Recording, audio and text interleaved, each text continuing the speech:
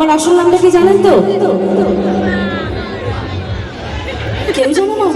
হ্যাঁ ভগবান, রুকমা। একদম ঠিক বলেছেন দাদা, আমাকে ফলো করেন তার মানে।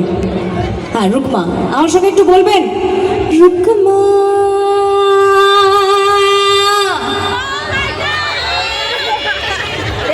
মনটা ভরে গেল আমার। তো এবার এই আনন্দটা আমি স্টোর করে রাখছি, আর আমার যে রাগটা আছে কটকটির উপর সেটা বার করছি, ঠিক আছে? ওই রাক্ষসী রানী কটকটিকে আমি বলেছিলাম, আজ থেকে ঠিক 40 রাক্ষস স্থিতি পর তোমার সামনে এসে দাঁড়াবে কিরণমালা।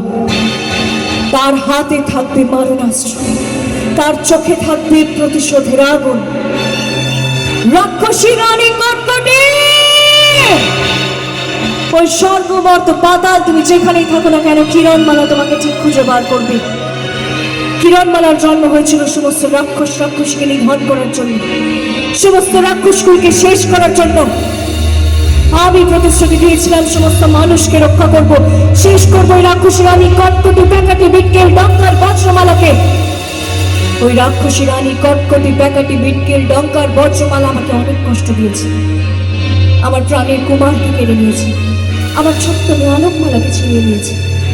কিন্তু আমি জানতাম আমি একদিন ঠিক পারবোই ওই রাক্ষসী রানী কটকটিকে শেষ করতে, কারণ আপনারা সবাই আমার পাশে ছিলেন। তাই আজ ওই রাক্ষসী রানী কটকটি প্যাকাটি বিটকেল ডঙ্কার বজ্রমালা সবাই পাতাল পুরীতে বন্দী হয়ে আছে।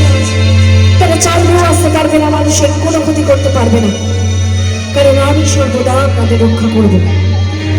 আমি কিরণমালা।